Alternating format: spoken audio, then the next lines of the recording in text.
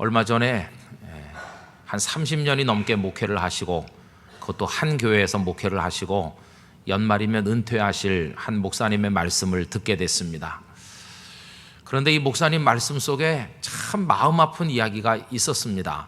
그 내용인즉슨 당신이 그렇게 긴 세월 목회하신 교인들 중에 정말로 변화된 예수님의 사람, 요한복음 3장식으로 말하면 중생한 그리스도인은 극소수라고 말씀하셨습니다.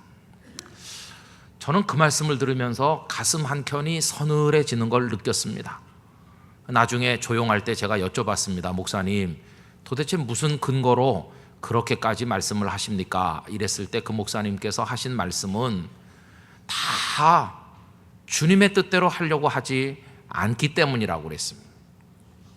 하나님의 말씀대로 하는 사람 극소수기 때문에 그렇게 말씀하신다는 겁니다. 여러분들께서는 그 목사님의 말씀을 지금 전해 들으시면서 무슨 생각이 드십니까? 저는 어떤가 하는 저 자신에 대한 생각을 하다가 그 다음에는 우리 땅끝교회 교인들은 저 목사님의 기준대로 평가한다면 정말 변화된 그리스도인이 몇 사람 있을까? 이런 생각을 하니 마음이 참 부담이 됐습니다. 여러분, 저나 여러분들이나 하나님을 믿는 사람들입니다. 하나님을 믿지 않는다면 이 자리에 있지 않았을 것입니다. 여러분들은 하나님을 믿는 분들이시죠. 거기 동의하십니까? 하나님을 믿는다는 말과 하나님의 말씀을 따른다는 말은 동의어입니다. 우리가 하나님을 믿는 것과 부모님께 효도하는 것은 닮은 점이 많습니다. 효도의 본질이 뭐겠습니까? 부모님의 말씀에 순종하는 겁니다. 그런데 어떤 사람이 부모님의 말씀과는 정반대로 하면서 나는 효도하고 있다고 생각한다면 그건 자가당착에 불과할 것입니다. 마찬가지로 하나님의 말씀을 따르지 않으면서 하나님을 섬기고 있다고 생각하는 것 역시 말이 되지 않는 어리석은 생각에 불과할 것입니다. 여러분, 하나님께서는 왜 애초부터 우리들에게 이런 말씀들을 많이 주셨을까요? 이 말씀들이 우리에게 부담이 될 때가 많은데 왜 말씀들을 주신 것일까요? 한마디로 그 이유를 말하면 우리를 복되게 하기 위해서 이 말씀을 주신 것입니다. 이와 관련된 말씀이 성경에 많은 가운데 신명기 10장 12절과 13절 화면에서 우리 다 같이 읽어보실까요? 이스라엘아, 네 하나님 여호와께서 네게 요구하시는 것이 무엇이냐?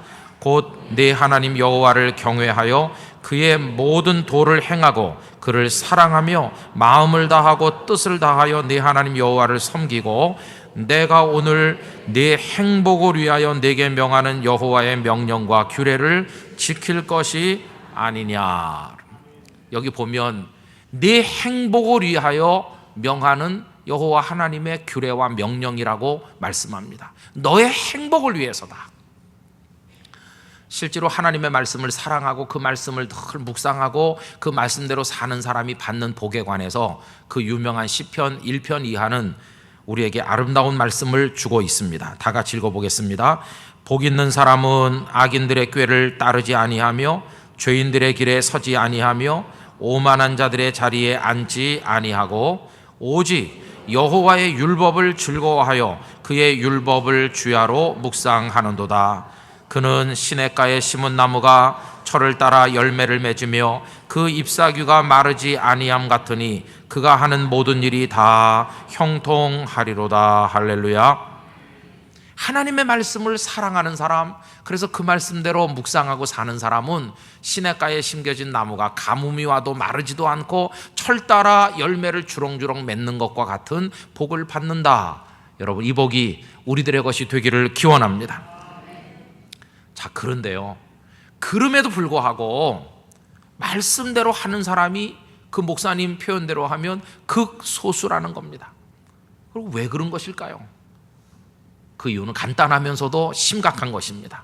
왜 하나님의 말씀대로 안 하는가? 그 이유는 내 생각대로 하고 싶어 하니까요.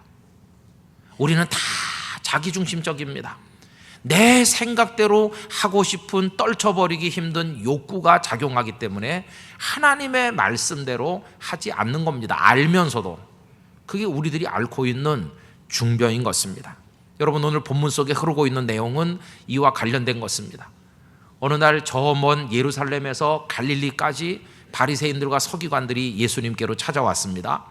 예수님이 하신 일과 가르치신 말씀의 소문이 이미 예루살렘에 쫙 퍼진 겁니다. 그러면 그들이 왜 왔을까요? 예수님의 말씀 듣고 배우려고 왔을까요? 아닙니다. 그 예수라는 선생이 등장해서 여러 가지 가르친다는데 한번 가서 볼까? 그런 마음으로 온 겁니다. 이미 그들은 자기들의 안경을 쓰고 있습니다. 그 안경으로 예수라는 랍비를 한번 관찰해 보려고 온 것입니다.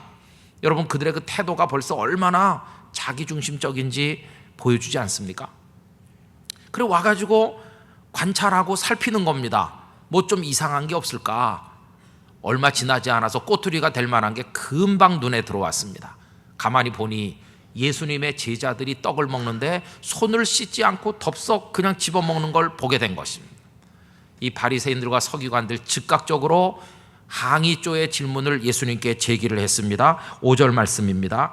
이에 바리새인들과 서기관들이 예수께 묻되 어찌하여 당신의 제자들은 장로들의 전통을 준행하지 아니하고 부정한 손으로 떡을 먹나이까?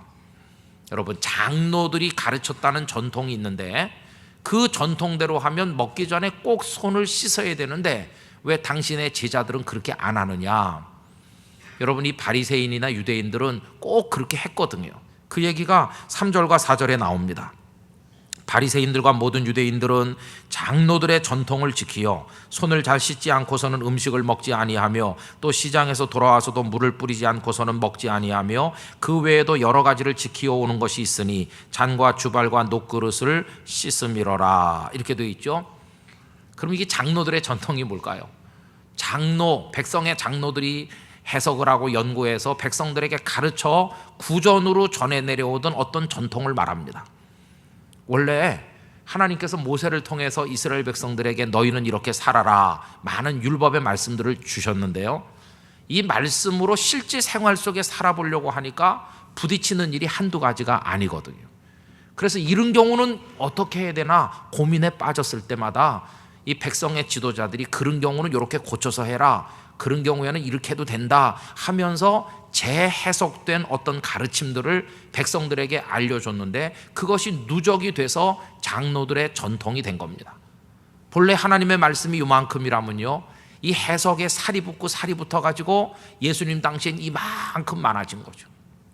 그 중에 하나가 떡 먹기 전에, 음식 먹기 전에 반드시 손 씻는다 하는 것입니다.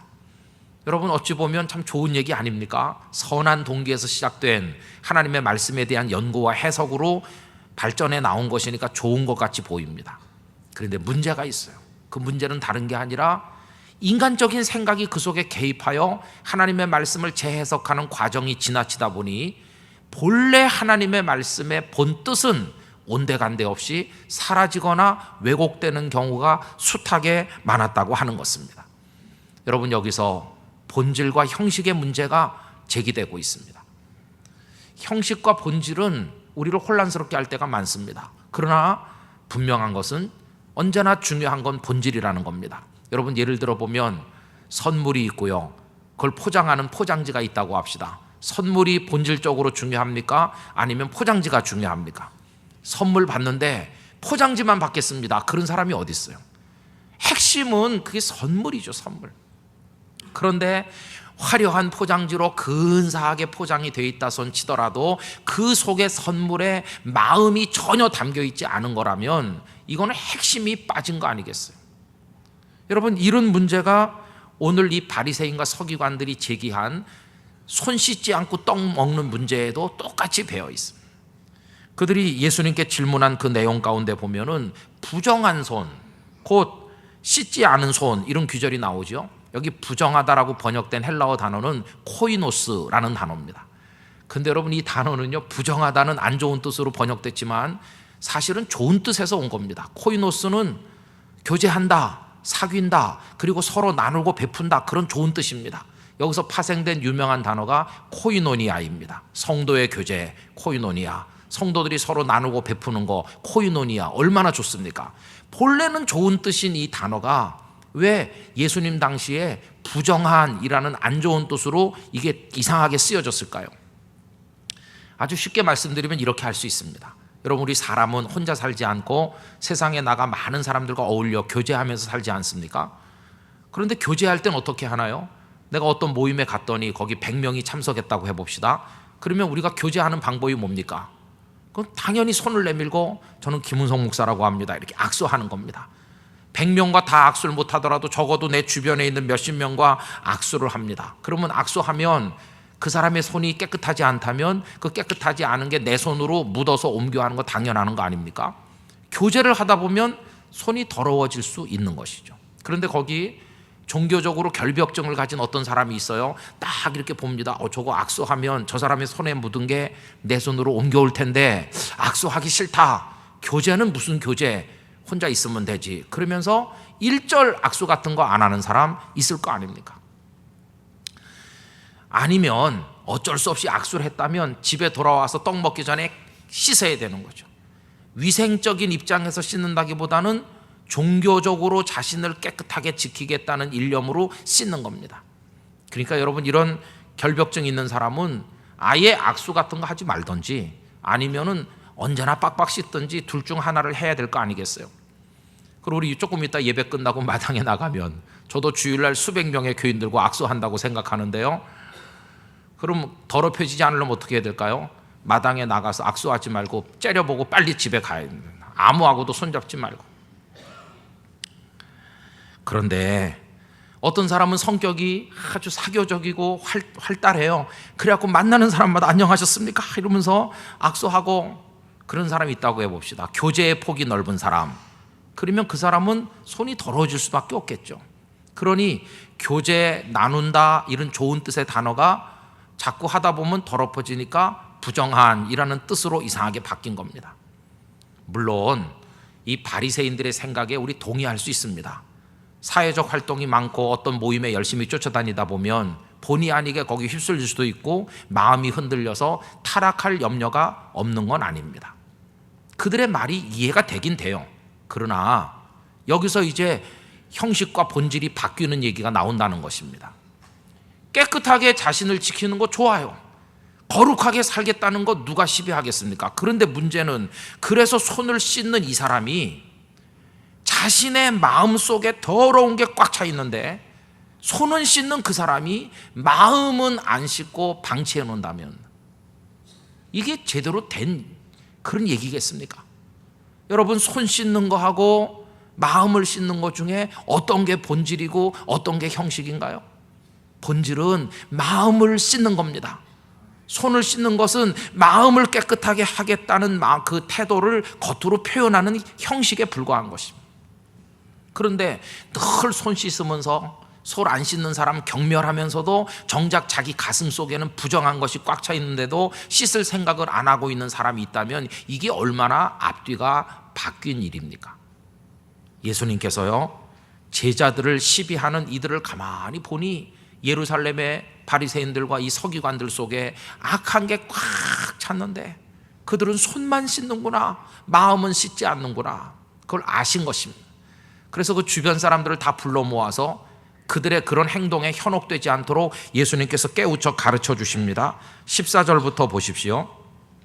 무리를 다시 불러 이르시되 너희는 다 내 말을 듣고 깨달으라. 무엇이든지 밖에서 사람에게로 들어가는 것은 능히 사람을 더럽게 하지 못하되 사람 안에서 나오는 것이 사람을 더럽게 하는 것이니라 하시고. 물론 손 안 씻고 떡 먹으면 위생적으로 좀 더러울 수 있어요. 그러나 그 사람이 그렇게 떡 먹었다고 그 인생이 완전히 희망 없는 인생으로 버려지는 것입니까? 아닙니다. 여러분이 세상에서요, 그 사람 상대할 사람이 못 돼, 그 사람 악한 사람이야, 이렇게 평가받는 사람 손 안 씻고 떡 먹어서 그렇습니까? 아닙니다. 그 속에 악이 꽉 차서 그 악으로부터 쏟아져 나오는 모든 것들이 너무 더러운 것들일 때 그 사람의 인생이 무너지는 거 아닙니까? 그래서 예수님께서는 제자들에게 악한 것에서 뭐가 나오는지를 20절 이하에서 차근차근히 말씀하고 있습니다. 다 같이 천천히 읽어보십시다. 또 이르시되 사람에게서 나오는 그것이 사람을 더럽게 하느니라. 속에서 곧 사람의 마음에서 나오는 것은 악한 생각 곧 음란과 도둑질과 살인과 간음과 탐욕과 악독과 속임과 음탕과 질투와 비방과 교만과 우매함이니 이 모든 악한 것이 다 속에서 나와서 사람을 더럽게 하느니라. 아멘. 예수님 보실 때는요, 손을 안 씻고 떡 먹는 제자들, 이 제자들이 언제 율법의 관행에 익숙했겠습니까? 전문 랍비도 서기관도 아닌 제자들, 그냥 평범한 시민으로 살던 제자들이니까 생각 없이 떡 이렇게 먹었겠죠. 이들하고 율법에 아주 익숙하다고 자부하고 자신들은 깨끗하다고 생각하는 이 서기관과 바리새인들을 놓고 비교해보니 이들이 훨씬 더럽다는 것이, 왜? 그 마음속에 악이 꽉 차 있으니까요. 여러분이 본질과 형식이 이상하게 뒤바뀐 그 얘기는 그들을 책망하기 위해서 하신 예수님의 말씀 속에 한 가지 더 나옵니다. 그게 바로 유명한 고르반의 이야기입니다. 어떤 사람이 부모님께 효도하려는 생각으로, 부모님 제가 이렇게 해드릴게요 약속했어요. 부모님이 마음의 기대감으로 들떴어요. 근데 생각해 보니까 후회됐어요. 돈도 없는데 효도하고 싶은 생각이 없어졌어요. 그래서 이 사람이 어떻게 하느냐면 제사장에게 갑니다. 그리고 부모님께 쓰려고 했던 그 돈을 제사장에게 드리면서 맡아주세요 이렇게 하고 집에 와서 말합니다. 아버지 어머니 죄송합니다. 제가요 생각해 보니까 아버지 어머니에게 해드리는 것보다 하나님께 드리면 하나님이 기뻐하실 것 같아서 제가 바치고 왔어요. 이렇게 말하면 부모님이 야단하겠습니까? 마음으로는 섭섭하겠지만 그래 하나님께 했으니까 더 잘했다 이러고 말겠죠. 그럼 이 사람이 진짜 하나님 앞에 바친 겁니까? 아닙니다. 찾아가서 제사장에게 아까 맡겼던 거 도로 주세요 이렇게 하고 그 중에 일부는 떼서 주고 나머지 대부분은 자기 주머니 속에 넣는 겁니다. 얼마나 사악합니까? 하나님께 드린 것도 아니고 부모님께 효도한 것도 아닙니다. 부모님을 상대로, 하나님을 상대로, 자기 자신을 상대로 스스로 속이는 어리석고 아주 사악한 인간의 마음이 그 속에 들어있잖아요. 여러분, 하나님의 말씀에 그렇게 하라는 얘기가 어디 있습니까? 오히려 하나님께서는 십계명 가운데서 내 부모를 공경하라고 가르쳤는데 이게 인간들이 만들어낸 장로들의 전통 속에 들어있는 이상한 얘기거든요. 효도하기 싫으니까 그런 편법을 만들어서 생색만 내면서 결국은 부모를 공경하라는 하나님의 말씀을 폐지해버리는 악을 그들이 저지른 것입니다. 예수님 그걸 신랄하게 책망하셨습니다. 여러분, 오늘 말씀 10절 이하가 바로 그 얘기인데요.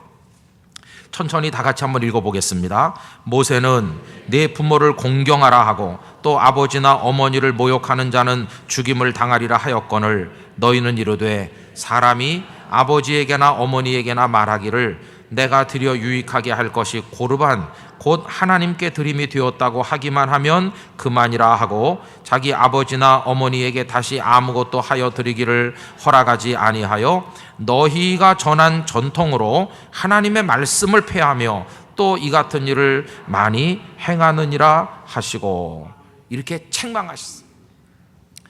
그럼 여러분, 이 사람들은 무슨 생각할까요? 우리는 우리 장로들이 전해준 정신에 따라, 전통에 따라 하나님께도 바치고 부모님께도 효도했어. 우리는 하나님을 참 잘 섬기는 사람들이야. 이렇게 생각하지만 실제로는 부모를 공경하라는 하나님의 법을 없앤 거나 마찬가지니까 이런 사람의 경배를 하나님께서 받으시겠느냐 하는 것입니다. 너희는 하나님을 섬기지만 헛되게 섬기는 것이다. 그렇게 책망하십니다. 6절 이하로 내려가 보실까요? 이르시되 이사야가 너희 외식하는 자에 대하여 잘 예언하였도다. 기록하였으되 이 백성이 입술로는 나를 공경하되 마음은 내게서 멀도다. 입으로만 한다는 겁니다. 그 다음에 보면요, 사람의 계명으로 교훈을 삼아 가르치니 나를 헛되이 경배하는도다 하였느니라. 너희가 하나님의 계명은 버리고 사람의 전통을 지키느니라. 또 이르시되 너희가 너희 전통을 지키려고 하나님의 계명을 잘 저버리는도다. 이렇게 꾸짖고 있는 것을 보게 됩니다. 여러분, 하나님을 헛되게 경배하는 사람, 오늘 여기 산부 예배 오신 여러분들, 저나 여러분들이나 하나님을 믿기 때문에 여기 왔어요. 우린 자부하고 있습니다. 나는 하나님을 섬기는 사람이라고요. 그러나 오늘 여기 섬긴다고 말은 하지만 헛되이 경배하는 자들 속에 나는 포함되지 않았다고 우리 자부할 자신이 있습니까? 신앙생활은 내가 만든 나의 생각, 이런 것들을 깨끗이 포기하고 하나님의 말씀으로 옮겨감으로써 참되게 하나님을 섬기는 사람이 되어가는 그 연단의 과정을 말하는 것입니다. 신앙이 무엇입니까? 내 생각을 다 포기하고 하나님의 말씀에 나를 맡기는 행위가, 그게 바로 신앙인 것입니다. 여러분, 우리가 버려야 될 사람의 생각은 여러 가지 이름을 가지고 있습니다. 오늘 본문에서는 전통이라고 되어 있죠. 어떤 때는 관례 내지는 관습이란 이름으로 우리에게 손짓을 하기도 하고, 어떤 때는 유행 혹은 여론이란 이름으로 다가올 때도 있고, 어떤 때는 이익이라는 모습으로 우리에게 다가설 때도 있습니다.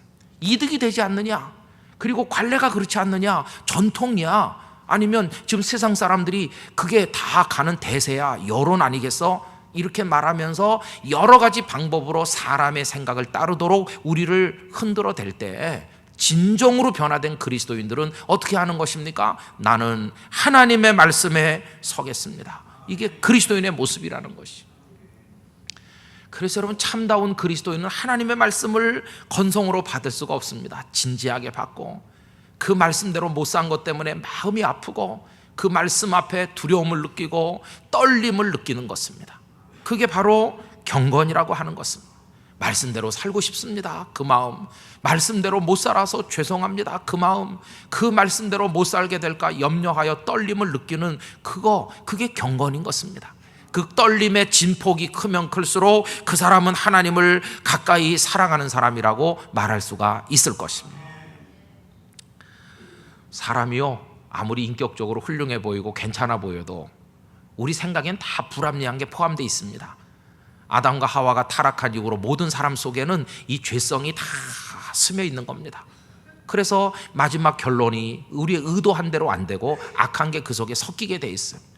그래서 창세기 6장 5절은 다음과 같이 말씀했습니다. 여호와께서 사람의 죄악이 세상에 가득함과 그의 마음으로 생각하는 모든 계획이 항상 악할 뿐임을 보시고, 사람이 생각하는 거, 계획하는 게 항상 악하다. 좀 너무 지나치신 말씀 아닌가, 이렇게 생각할 정도로 얘기를 하고 있지 않습니까? 여러분, 올해 상영됐던 영화 가운데서 노아 홍수 이야기를 다룬 노아라는 영화가 있습니다. 그 유명한 러셀 크로우라는 배우가 노아 역을 맡은 영화죠. 홍수 심판을 배경으로 다룬 영화가 나왔다고 해서 저는 처음에 우리 교인들 다 모시고 단체 관람 가면 되겠다, 이렇게 생각했어요. 그런데 나중에 보니까요, 기독교인들이 볼만한 영화가 아니다. 성경과 너무 다르고 뉴 에이지적인 이상한 얘기가 너무 많이 포함된 아주 왜곡된 영화라는 게 알려졌습니다. 저는 그 홍수 심판을 배경으로 다루고 있기 때문에 그래도 목사로서 보긴 봐야 되겠다. 뭐 성경과 너무 달라요. 그러나 그걸 보고 나올 때 제 마음에 한 가지 던지는, 생각할 거리는 있다 하는 느낌을 받았습니다. 여러분, 그 영화 속의 노아가 이제 방주에 타지 않았습니까? 그럼 하나님께서 노아와 그의 가족을 방주에 태우신 이유가 뭡니까? 멸망하는 사람들 속에서 그들을 구원하시기 위한 거잖아요. 그죠? 성경은 그렇게 말하죠. 그런데 이 영화는 어떻게 그걸 왜곡했느냐 하면은 구원하려는 게 목적이 아니라는 겁니다.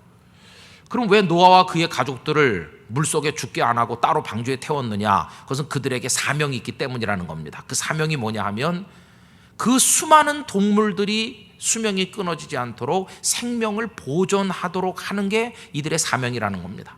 그래서 홍수가 끝나고 새로운 세상이 열렸을 때 이 동물들이 다 나가서 번성하도록 만드는 게 인류의 마지막 사명이라는 겁니다. 그렇게 되는 걸 보면 우리 가족은 다 죽어야 된다, 너와 나도 죽고, 구원을 위한 것이라는 성경의 말씀을 왜곡하고 있죠. 그러면서 인류는 멸망해야 된다. 그리고 영화 속에 보면은 각색된 내용들이 많은데요, 그 방주 안에서 샘이 아기 둘을 낳거든요. 그런데 노아가 칼을 빼들고 아기들을 죽이려고 합니다. 왜냐하면 멸망해야 되는데 아기를 낳고 후손이 번성하면 절대 안 된다는 겁니다. 그럼 여러분이 영화 속에 이 노아가 왜 인류는 멸망해야 된다고 생각하는 것일까요? 거기 아주 심각한 얘기가 나옵니다. 우리가 다 죽어야 되는 이유는 방주에 타지 못하고 이미 물속에서 멸망한 그 사람들이나 방주에 타고 있는 나나 너희들이나 똑같다는 것입니다. 어떤 면에서 악하다는 것입니다. 그러므로 우리 중에 누군가 살아서 후손이 번식하게 되면 이 때묻지 않는 새로운 세상이 온다 할지라도 여전히 세상은 악으로 가득 차 홍수 때처럼 또 악해질 것이다. 그러니 우리는 멸망하는 게 낫다. 이런 이상한 궤변 같은 주장을 그 속에서 하고 있습니다.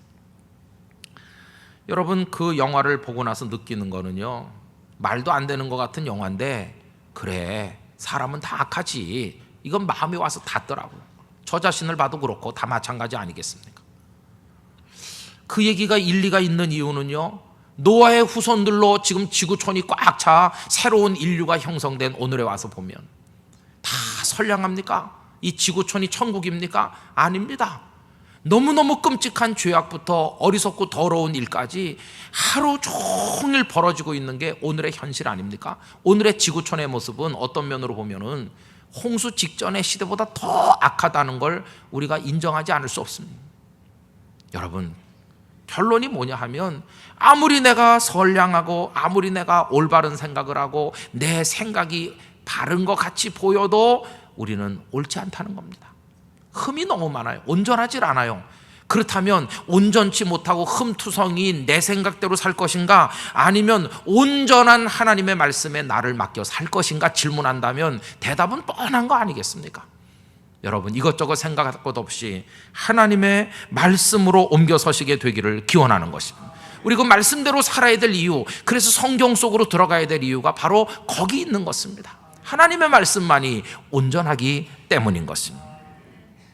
성경을 읽어보면 그럼에도 불구하고 이 하나님의 말씀과 정반대로 행동한 사람 너무 많아요. 예를 들면 너는 니느웨로 가서 말씀을 전하라는 하나님의 말씀이 전달됐음에도 불구하고 뻔히 그 말씀 받아서 알면서도 정반대로 다시스로 가는 배를 타고 배미창에 들어가 누워있던 요나 선지자, 그가 바로 말씀을 알면서도 정면으로 위배하는 사람의 전형인 것입니다. 우리 하나님 말씀 알고 있어요. 하나님 예배 받으시길 원하신다. 그러나 알면서도 예배를 빼먹는 사람 너무 많아요. 뭐 하나님은 거짓말하길 원하지 않으신다는 거 알지만 거짓말을 밥 먹듯이 해요. 양심의 가책조차 못 느낄 때가 많아요. 상황이 그랬어, 남들이 다 그래서 나도 그랬어, 이렇게 변명합니다.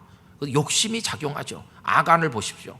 여리고성의 모든 것은 너희들의 것이 하나도 없으므로 손대지 말라고 하신 거 뻔히 알면서도 아간은 금덩어리 챙겼잖아요. 그리고 뭐 외투도 챙기고, 이게 인간의 모습인 것이. 하나님을 아는 이스라엘 백성 중에 그런 사람이 있은 것처럼 오늘 하나님의 이름을 부르는 우리들 가운데 우리 자신이 바로 그런 아간의 모습을 가질 때가 있는 거 아니겠습니까? 여러분, 이게 안타까운 겁니다. 그런가 하면 반대로 성경 속에는 하나님의 말씀대로 하기 위해 생명을 거는 사람들도 있었습니다. 고향에서 살면 유리하고 편안함에도 불구하고 내가 네게 지시할 땅으로 가라는 말씀을 받았기 때문에 모든 걸 포기하고 가나안을 향해 출발하는 아브라함, 말씀을 따라 움직인 사람의 모습인 것입니다. 다리오 왕에게 앞으로 30일 동안 다른 누구에게도 안 되고 오직 다리오 왕에게만 기도해라, 그렇지 않으면 사자굴에 집어넣는다는 말도 안 되는 법이 발표된 걸 알면서도 그보다 더 위대한 하나님의 말씀, 나 외에 그 어떤 신도 섬겨서는 안 된다는 말씀을 따라 내 기도를 받으실 분은 오직 여호와 하나님뿐이시라는 믿음을 가지고 죽기를 각오하고 기도를 드렸던 그 다니엘, 어떻게 그렇게 할 수 있나? 말씀이 다니엘을 다스리고 있기 때문이었습니다. 예수님의 제자들도 마찬가지입니다. 오늘 자신들이 손을 안 씻고 떡을 먹어서 문제가 파생됐기 때문에 오늘 일련의 말씀들이 제자들에게는 더 심각하게 닿았을 것입니다. 그리고 말씀들이 다 가슴에 새겨졌을 것입니다. 사람의 마음으로부터 나오는 게 더 더럽다든지, 사람의 법을 따르다 하나님의 계명을 버리는 건 잘못이라든지 제자들이 마음에 새겼을 거 아닙니까? 그런데 얼마 후에 예수님께서 제자들에게 이런 말씀하셨죠. 너희들이 나를 따라오지 않느냐. 그런데 아무든지 나를 따라오려면 첫째, 자기를 부인하고, 두 번째, 자기 십자가를 지고 나를 따를 것이라고 말씀하셨죠. 자기를 부인하는 게 뭡니까? 너 가진 생각 그거 버려라. 네 판단 그거 버려라. 그게 자기 부정인 것입니다. 그리고 자기에게 주어진 십자가를 지고 따르는 게 뭡니까? 내가 너에게 준 그 말씀의 짐을 지고 그 말씀의 십자가를 지고 내 뒤를 따르라. 바로 그 얘기인 것입니다. 여러분, 나중에 제자들이 사방으로 나가서 편안하게 사는 삶을 포기하고 전도자가 되고 그렇게 하신 이유가 뭡니까? 온 천하에 다니며 만민에게 복음을 전파하라는 말씀이 그들을 움직이기 때문에 그렇게 하는 것입니다. 여러분, 명문대학을 졸업하고 얼마든지 의사로 학사로 편안히 살 수 있는데도 태평양 바다를 가로질러서 듣도 보도 못한 조선이라는 조그마한 나라에 와서 복음을 전한 언더우드와 아펜셀러 같은 목사님들 왜 그렇게 했습니까? 땅끝까지 이르러 내 증인이 돼야 된다는 말씀이 그들 속에 살아있기 때문인 것입니다. 올해가 선교 130주년 아닙니까? 여러분, 그런가 하면 손양원 목사님은 또 어떠세요? 우리 손 목사님 아들 둘을 죽인 원수를 당신의 아들로 입적을 해가지고 용서하고 사랑해서 이렇게 하셨잖아요. 그 목사님 왜 그렇게 할 수 있습니까? 그 마음속에 네 원수를 사랑하고 너를 핍박하는 자를 위해 기도하라는 말씀이 그분을 움직이기 때문에 그렇게 할 수 있었던 거 아니겠습니까? 여러분, 하나님의 나라는 자기 생각대로 사는 사람들이 아닌, 잘 못하지만 하나님의 말씀대로 살아보고 싶어하는 사람들에 의하여 세워지고 있음을 잊어서는 안 될 것입니다. 하나님께서는 그런 사람들을 사랑하시는 것입니다. 성도 여러분, 우리 한번 하나님의 말씀대로 살아보려고 노력해 봅시다. 100% 못할지도 한번 노력해 봅시다. 그리고 그렇게 못한 것 때문에 탄식하는 눈물의 회개도 좀 해봅시다. 그리고 이 말씀을 읽으면서 전율을 느끼고 떨림을 느끼고 두려움을 느껴봅시다. 그리고 그 말씀이 내 인생을 이끌고 나가도록 성령님께 기도하는 우리가 돼야 되지 않겠습니까? 여러분, 그렇게 하면 저는 믿습니다. 아까 초반부 얘기로 돌아가서 그렇게 말씀에 나를 맡기고 말씀으로 승부하는 사람이 되고자 노력할 때 시편 1편에 읽은 대로 시냇가에 심겨진 나무가 철 따라 과실을 맺고 시들지 않는 그 은혜와 복이 우리의 것이 될 줄로 믿습니다. 당장은 손해보고 어려운 것 같아도 말씀대로 하면 그에게 마지막 승리가 그 몫으로 주어질 줄로 믿습니다. 여러분, 하나님의 말씀, 그것만이 생명이요, 그것만이 우리의 길이요, 그것만이 우리의 인생의 버팀목이 되는 줄 믿습니다. 우리의 가슴에 이 말씀이 사무치기를 예수님의 이름으로 축원합니다. 다 같이 기도하겠습니다. 오 하나님 아버지, 우리 생각 내세우느라고 하나님의 말씀 제대로 지키지 못한 것을 용서해 주시고 하나님의 말씀에 모든 걸 맡기고 두려워 떠는 자가 되어 살게 하여 주시옵소서. 우리 다 같이 합심하여 큰 소리로 기도합시다. 거룩하시고 사랑이 많으신 나의 하나님 아버지, 저희들의 마음을 흔들어 깨워 주옵소서. 양심의 가책조차 없이 인간의 생각 내 판단 따라 살아갈 때가 얼마나 많이 있었습니까? 아버지 하나님, 저희를 불쌍히 여겨주시기를 원합니다. 하나님의 말씀을 알면서도 그 말씀대로 행하기는커녕 반대로 행함으로 교도소에도 그리스도인들이 있고 세상의 지탄의 대상이 되고 아버지 하나님의 마음을 아프게 할 때가 많으니 저희들을 용서하여 주시기를 원합니다. 이제 원하옵건대 하나님의 말씀대로 우리를 드릴 수 있게 하여 주시옵시고 말씀의 기준대로 살아 하나님의 복을 받게 하여 주옵소서. 아버지 하나님, 교도소 안에 그리스도인도 있는 이유가 무엇입니까? 우리가 세상에서 욕먹는 이유가 무엇입니까? 몰라서가 아니라 알면서도 무시하거나 내 생각 내세워 하나님의 말씀을 버리기 때문이 아닙니까? 아버지, 저희의 죄를 용서하여 주시옵소서. 이제는 말씀의 모든 것을 걸고 말씀 앞에 두려워 떨며 말씀으로 살아가는 땅끝 가족들이 다 될 수 있도록 하나님 역사하여 주시고 우리의 의지적 결단만으로는 안 되겠사오니 성령님, 순간순간 구체적 상황 속에서 저희들을 붙들어 주시옵소서. 말씀의 예리한 검을 우리 성도들의 손에 들려 주시옵소서. 주 예수님의 이름으로 기도하옵나이다. 아멘.